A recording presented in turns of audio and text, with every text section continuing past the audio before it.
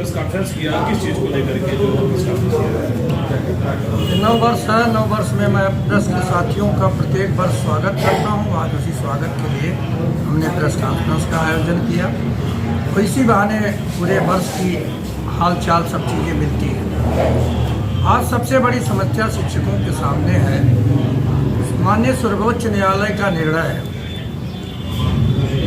जिसके अनुसार सभी शिक्षकों को टेट पास करना अनिवार्य है। सर्वोच्च न्यायालय के सामने पूरी स्थिति बताई नहीं गई, एक तरफा चीज़ें सर्वोच्च न्यायालय के सामने रखी गई। जब टेट बना ही नहीं था, जो जिस शर्त पर नियुक्त हुआ शिक्षक उसको भी टेट देना है, ये पूरी तरह अव्यवहारिक है और भूतगामी परिणाम का कोई भी निर्णय नहीं आना चाहिए। ना आज तक सर्वोच्च न्यायालय ही ने कहा है कि कोई भी निर्णय भूतगामी नहीं लागू हो सकता। तो ये सबसे बड़ी सर्वोच्च न्यायालय के आदेश में लेखुना, जिसके लिए हम लोगों ने हमारे अखिल भारतीय प्राथमिक शिक्षक संघ के राष्ट्रीय अध्यक्ष सुशील कुमार पांडे सहित हमारे संगठन के 5 रिव्यू पटिशन डाला गया है विभिन्न मुद्दों पर। वो रिव्यू पटिशन सर्वोच्च न्यायालय के समक्ष पेंडिंग है। हम लोगों को उम्मीद है शीघ्र ही सर्वोच्च न्यायालय आकर अपना रिव्यू करे। यही नहीं, हम लोग भारत सरकार और प्रदेश सरकार के निरंतर संपर्क में है।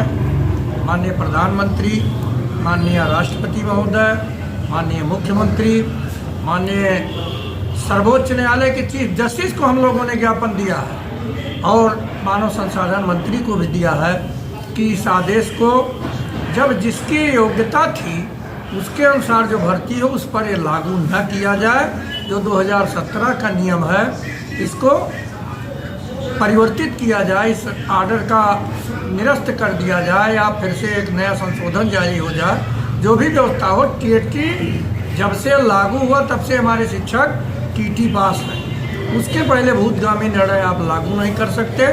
इसका आप सुधार करिए और सुधार कानून में सुधार करके सबको शिक्षकों को 25 लाख शिक्षकों को टेट जैसे भयानक, क्या कहूँ, सर्वोच्च न्यायालय का निर्णय है, कुछ कहा नहीं जा सकता। इस निर्णय का मुक्ति दिलाइए शिक्षकों को, ये हम भारत सरकार से मांग करते हैं। साथ ही प्रदेश सरकार से आज शिक्षकों पर जो तमाम तरह के अन्य काम थोपे जा रहे हैं, जैसे इस समय BLO काम तमाम शिक्षकों पर लगा दिया गया। 38-40 ऐप पर शिक्षकों को काम करना पड़ता है। शिक्षक पढ़ावे ना पढ़ावे, पढ़ाने की कोई बात नहीं करता, सिर्फ ऐप पर काम करना है। और वो ऐप विभिन्न प्रकार का ऐप है जो अधिकारियों द्वारा प्रायोजित करके बनाया गया है। शासन माननीय मुख्यमंत्री जी उस पर ध्यान दें। इस ऐप से शिक्षा व्यवस्था पूरी तरह चौपट हो रही है।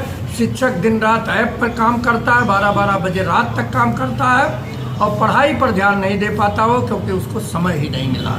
ये हमारी सबसे बड़ी चुनौती प्रदेश सरकार की है।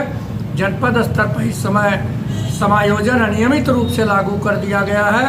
उस समायोजन को शीघ्र ही हम लोग